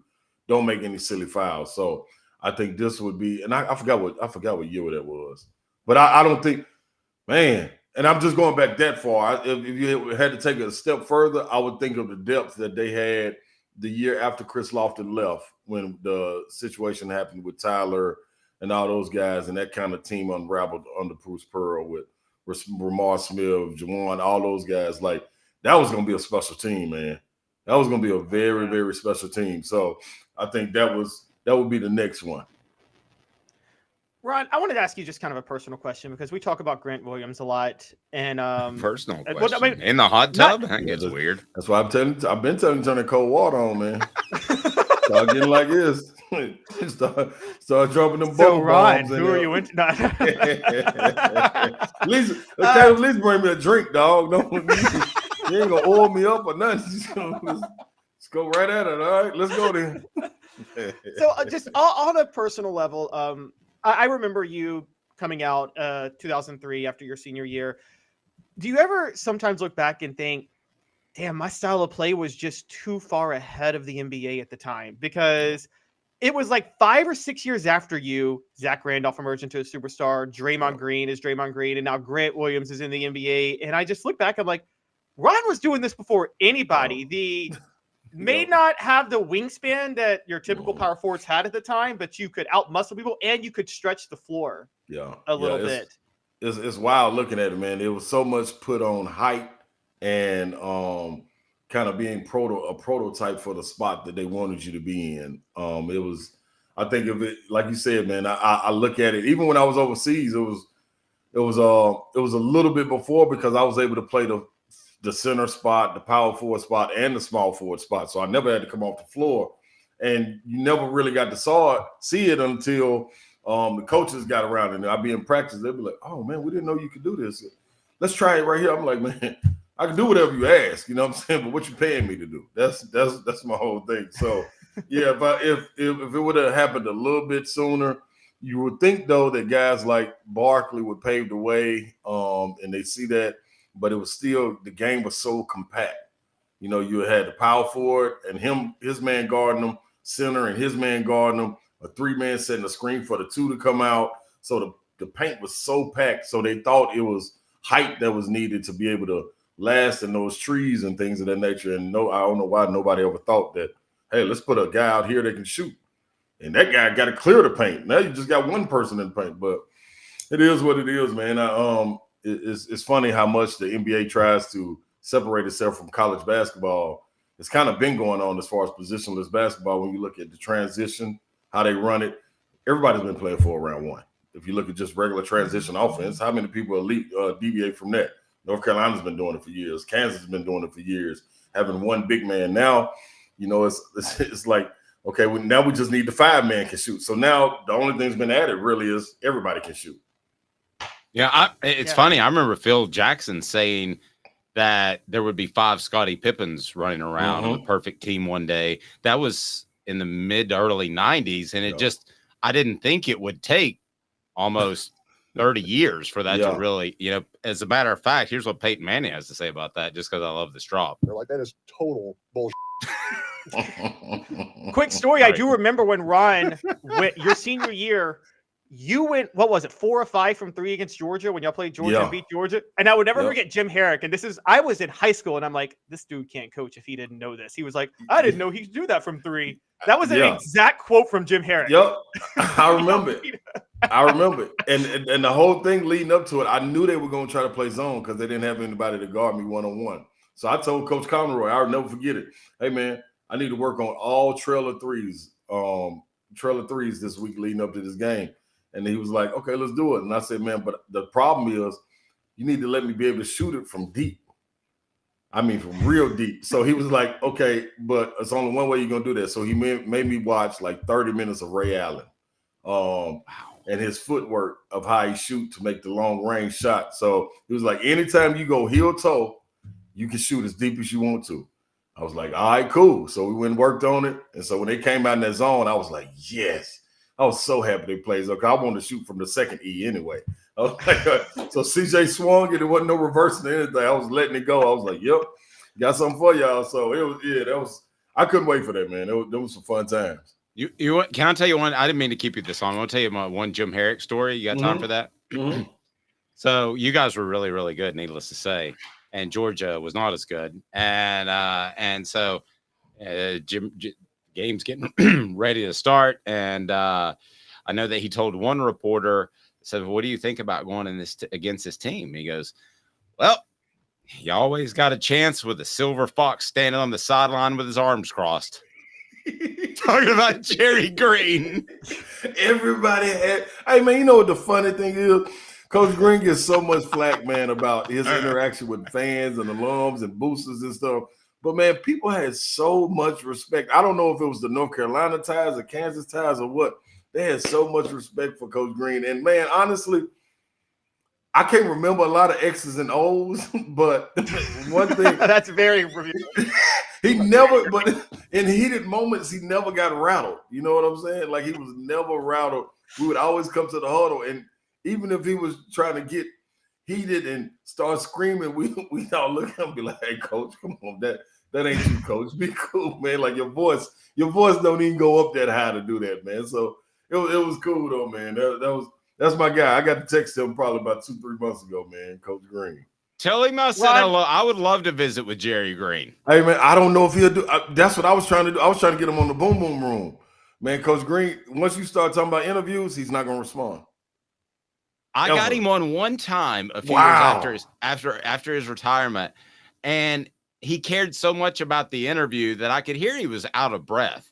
And I said, so what are you doing right now?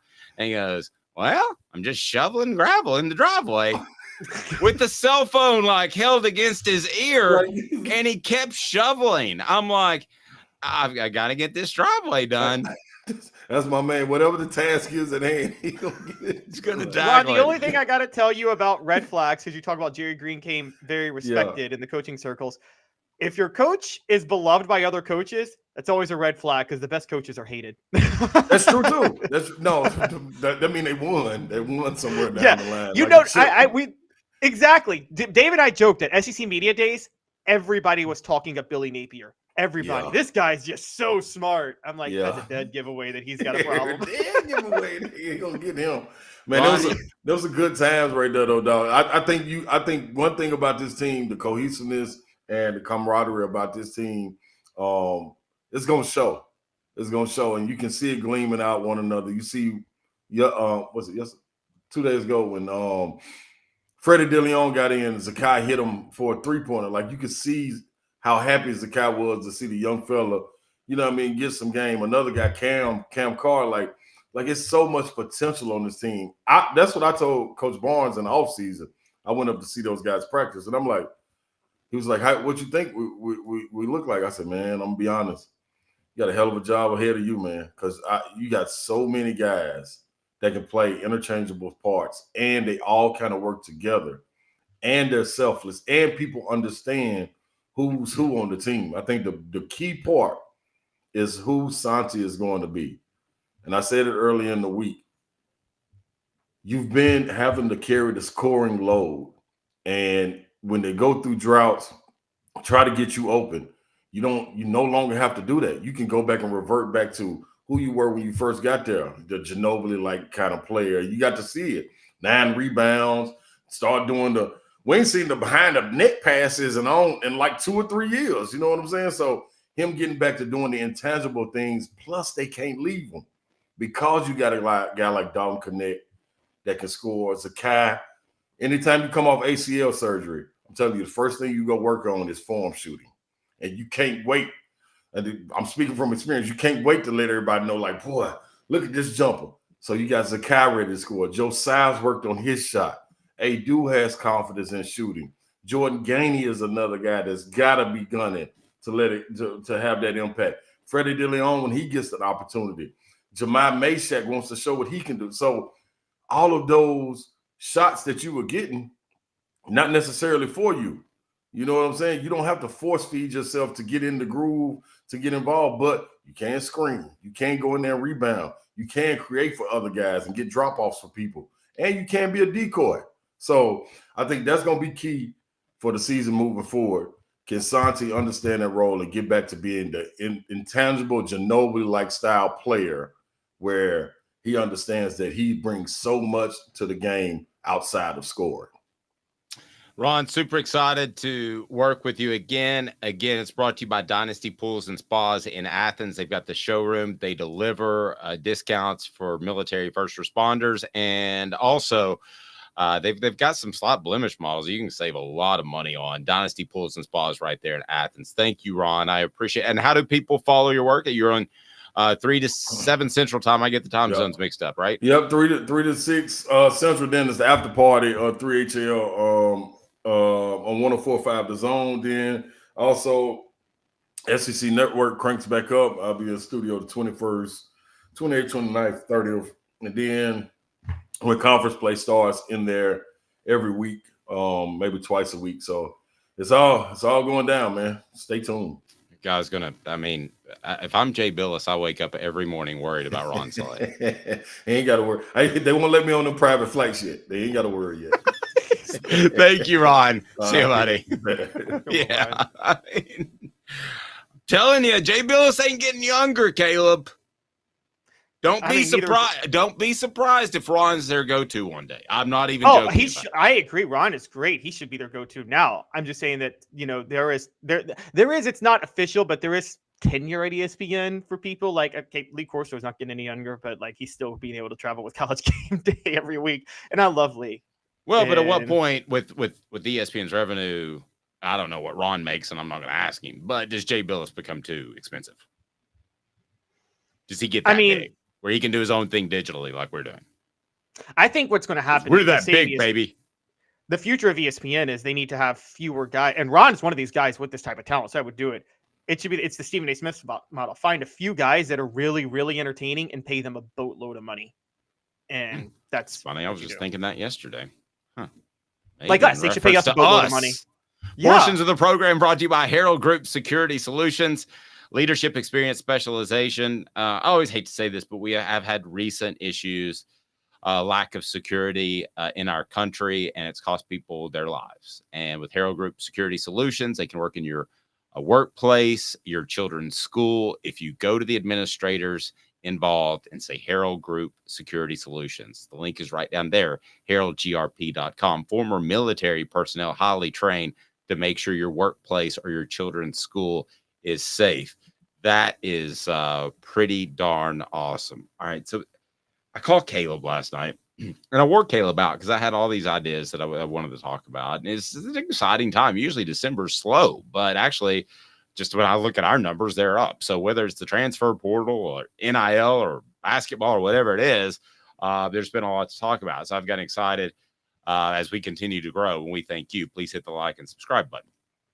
But the thing that I wanted to talk about that I really, and we're going to have our 5 favorite minutes. So we're going to allow you to direct the program for a moment at the end of every single program, and you can win a Hooker t-shirt. But was this latest ruling that just came down the pike, and this was yesterday, where you don't even have to file a waiver for your second transfer. So you can transfer once, of course. You don't have to sit out. You don't have to file a waiver. Hell, I don't even know if you have to sign anything. But your second time, you had to fill out a waiver. Now you don't have to fill out a waiver.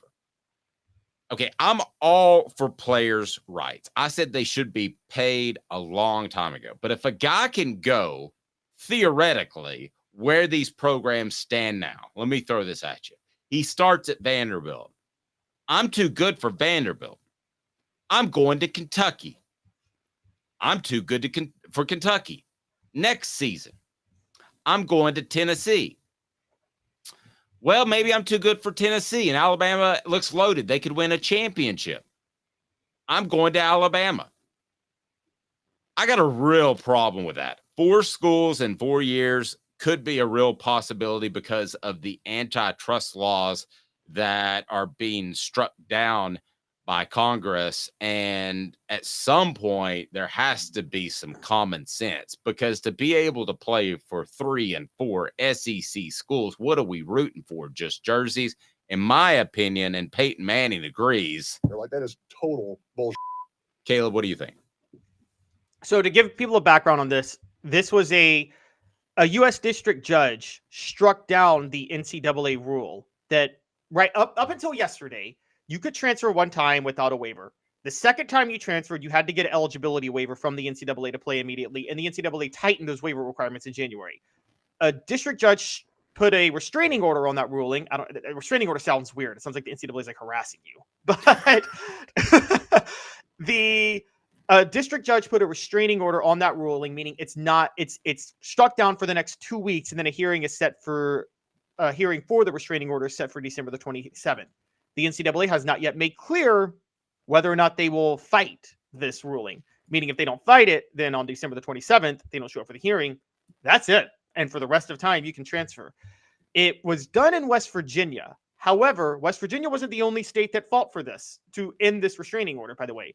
Colorado, Illinois, New York, North Carolina, Ohio, and yes, Dave, Tennessee, all were for this. Now, I think all these states were for different logistical reasons. Like, I think Illinois is a very liberal state. They support college athletes' rights. So just on principle, they're behind the idea of doing it. I mean, Northwestern is trying to unionize. I think Tennessee's behind, and the same with New York. I think Tennessee's behind it because Tennessee wants to be able to get more transfers, quite honestly, and the same with Colorado. So where all this goes, I'm not sure. But Dave, I will say this in defense of the athletes: coaches can go wherever they want. I mean, Lane Kiffin was allowed to go to Tennessee for a year and then tell his signees to not go to class, so they can follow him to USC. And I guess that was I guess Ed Orgeron that did that. So if the coaches can do that when they're making $10 to $15 million, it's hard to say the players can't at that point. Well, I mean, it's hard, but at some point you have to have some common sense. And I'm a players' rights guy, and I'm all for it. But I think the next step is the players need to unionize, and there needs to be a collective bargaining agreement, because this is silly. If you start going from team to team like you already are to a greater extent, that's very troublesome to me. I mean, at what point is it the old Seinfeld episode where we're really just rooting for the laundry? I mean, it is kind of like that. And that's the thing that I think differentiates itself, not to the same extent that it did a couple of years ago, differentiates itself from college football from the NFL. Is the NFL, yes, Deion Sanders can bounce from team to team, and I love him one year and I hate him the next year. But you don't want to see that out of a Nico, out of a Carson Beck, out of one of those guys. Your thoughts on that, brought to you by Don Self. Customer service still matters. Your neighborhood State Farm agent for the greater Chattanooga area. Everybody's price shopping now, but you don't want a surprise at the time of your claim. Over 40 years, that's Don Self and his team take customer service seriously. 423-396-2126, 423-396-2126, or go to donself.net. So other than a union, how can we stop this? And I'm a players' rights guy, Caleb, so please don't paint me as I'm the man, so to speak. No, but Dave, I will say, I think you are. I'm not saying you're not a players' rights guy. As a matter of fact, I think the eligibility waiver works in the players' favor, because I think it helps players to make them think twice before transferring, because they can make a really reckless decision and not realize they're harming themselves long term. However, I will say this, something you brought up. You don't want guys coming in and out. Okay, let's go to basketball for a minute. Kentucky's a basketball school. Do you think they've cared for the last 15 years that they've had players for 1 year and that's it? Do you think they have cared whatsoever? Well, I think their fans do. Don't you think they're care at all? No, because they've just won one championship. If they had 3 championships, that's what they care about. They care about that they've only won one championship. They don't care that they only root for players a year and that players are using them as a pit stop for the NBA. They care that it's not turning into championships. Okay, but the style of play, just the level of play, is it not going to go down? I mean, let's take worst case scenario. You're able to transfer 3 times without a waiver, without any hurdles whatsoever. And the transfer portal goes from 1,000 guys were in it, or 1,100 or whatever it was, to 3,000. Then the level of play in football is going to go down. And for those of us that love the game, no matter who's playing it, it's not the same product, because you can't gel together over time, because you may have been at Arizona State the year before, and the year before that, Cal, Miami the year before that. There just has to be some sort of common sense. I actually think that's it. I think to a degree you might be right, but I think in another way it'll help the level of play at other schools, because there will be other schools that have a culture of 4-year guys. You saw this in college basketball, by the way. Amidst all the one and dones, there are a few schools that have cultures of 4-year guys. Villanova, and they go and win 2 national titles, not because their team was more talented than North Carolina, but because they gelled together so well. No. Basketball's different. I'm talking about football. Yeah, but football, you might have that. Okay, one of the just an example, like one of the most. Okay, let's put this out in football real quick. The position that requires gelling the most, bar none, no questions asked, is offensive line. As a unit, them gelling matters more than any other position. Maybe the secondary, but offensive line more than the secondary, right? Secondary, a closer second, I think, than you, but that's fine. Yes. Okay. Wisconsin and Iowa and Nebraska have for years tried to build a tradition of walk-on offensive linemen that are coached up well and gel and work well together. All of a sudden, with this ruling, with players going all around, those three schools could get a unique advantage just with the level of gelling on the offensive line that make them maybe sneak a win over Ohio State one year in a Big Ten title game, maybe sneak into the college football playoff that they never would have done otherwise. And I think there's something entertaining about that, isn't it, Dave?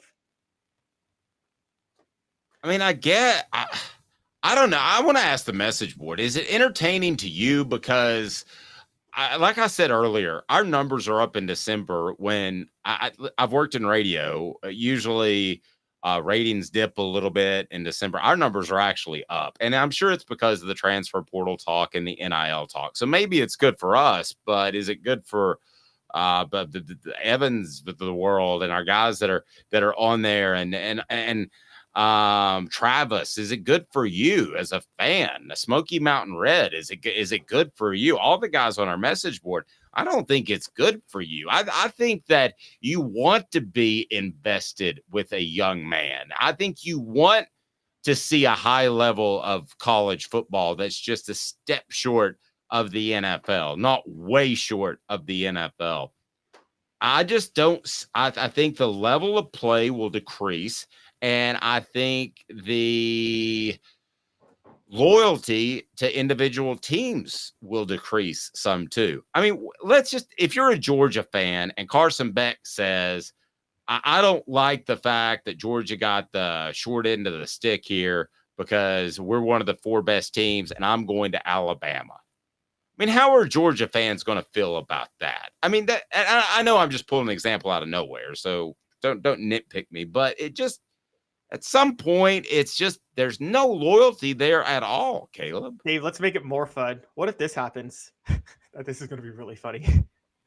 What if a judge strikes down the NCAA eligibility rulings of when you transfer? So, for instance, many schools have a winter semester that you can early enroll in, like that starts before the college football playoff. I got a question for you. This is a real crazy question. How close are we to an All-American transferring to a school that's in the college football playoff and then playing in that playoff for that school?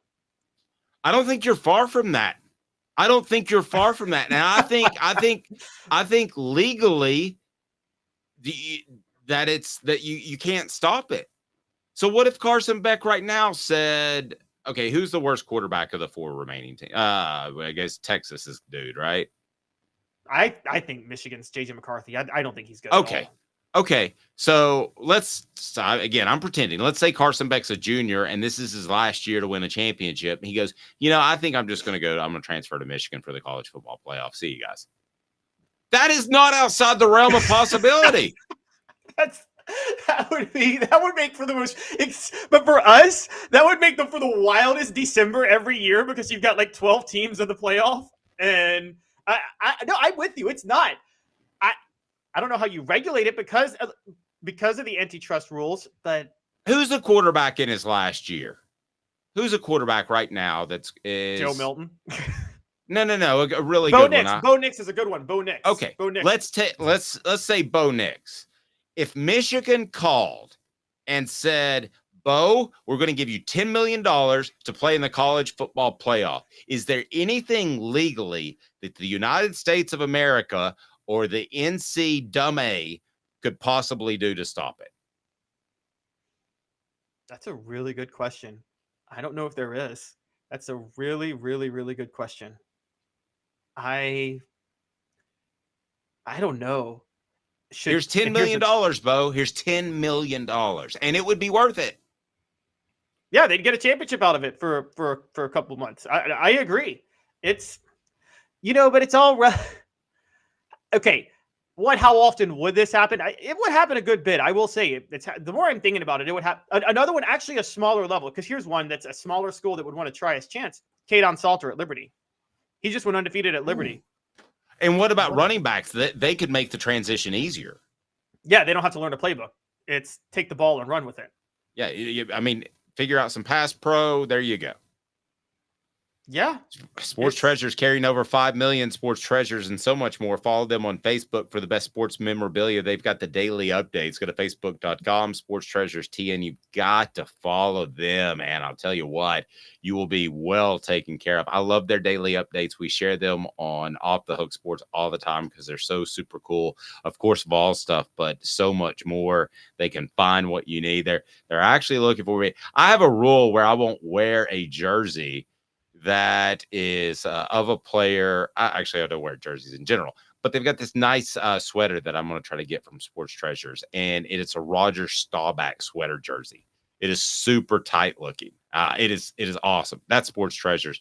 They have also got the book, well, not the Bible, but they've got Celebrate 98, the untold stories behind Tennessee's 1998 national championship. I would encourage you to order it below. So before we get to our 5 favorite minutes, I want to remind you that you can order that book, and we have packages available so they can make for great stocking stuffers for your family that might be Tennessee fans. So we've got affordable packages there.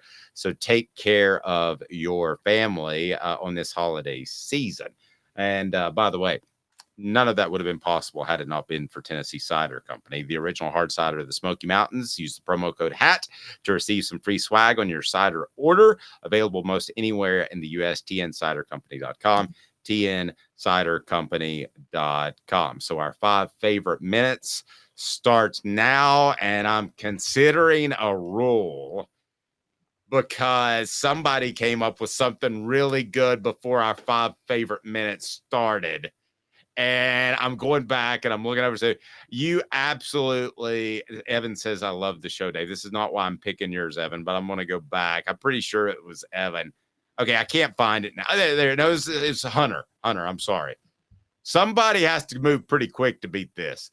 Given the schedule is 2024, 10+ regular season wins or bust for Tennessee. I'm going to go ahead and make that the topic. And now, unless I hear something better really, really, really quick, our poll question today, which is on our YouTube page, please vote on it. How do you feel about Tennessee's schedule? 12% said hate it, SEC against the Vols. Have you looked at the schedule? Did you accidentally slip with your mouse? Number 2, it works. It's just okay, 68%. Again, have you looked at the schedule? It's incredible for Tennessee. Number 3, love it, championship. So let's get back to Hunter's point. Is 2024 10+ regular season wins or bust for Tennessee? Good job, Hunter. You're going to be presented with a fantastic Hooker t-shirt. I'll put the email in here. Yes, with this schedule, you want to go over it again real quick? Why don't you pull it up and go over it again real quick? But yes, if Tennessee doesn't win 10 regular season games and make the college and make the college football playoff, I'm sorry, then 2024 is a bust. Yes, it is 1,000% a bust. Chattanooga, win. NC State, win. Kent State, win. Oklahoma, toss-up. Arkansas, win. Florida, win. Alabama, toss-up. Kentucky, win. Mississippi State, win. Georgia, I say likely loss, but not impossible to win. UTEP and Vanderbilt. There are 9 circled wins on this schedule next year, and 2 toss-ups and 1 likely loss. So with 9 circled wins in the bag, yeah, you don't win 10 games. It's a total bust next year. Like an epic fail. And honestly, Dave, again, if they don't win 9 games next year, or if they don't win 10 games next year, at that point, it's safe to say Josh Heupel has a ceiling at Tennessee, right? If they don't win 10 games next year, then Josh Heupel has a Butch Jones level ceiling at Tennessee. And 2022 was just a special year with some Jeremy Pruitt talent. Okay, can I one caveat? Can I get Cooper back? I'll jump on board with you if I can get Cooper back. If I know 100% that Cooper's back. I feel like I know 99.9% that Cooper's back. Okay, yeah, that's fine. Not trying to break news here, but it just feels like that. Cooper has not told me that, for those that like to post on message board. Cooper has not told me that. So, okay, if Cooper's back, you should, Josh Heupel should get, and everybody's healthy, and Josh Heupel can't manage 10 wins, then it becomes very clear he has a ceiling, right? Well, I mean, things could happen, injuries, but I would have, let's say along the ride, I've had minor concerns about Josh Heupel, just like I would have any coach. I would have had minor concerns when LSU lost to, was it Louisiana Monroe in Nick Saban's first year? I mean, so you have minor concerns with every coach. If you don't, then you've got a colored glasses on for whatever team you're talking about. But I would say that I would have major concerns. It would go from minor to major. Major concerns. Major. I'm not going to say that that's a silly. I mean, we don't know what Nico's going to do in a game. We think we know. Josh Heupel himself, he has staked everything on Nico, though. We have to know that. Josh Heupel has gone all in on Nico. And this isn't to say he's not a good coach, but talent evaluation is part of the process. And look, if they don't win 10 games next year, I'm going to go out and say that talent evaluation is too bad for Josh Heupel and it's going to derail them if they're not fully healthy.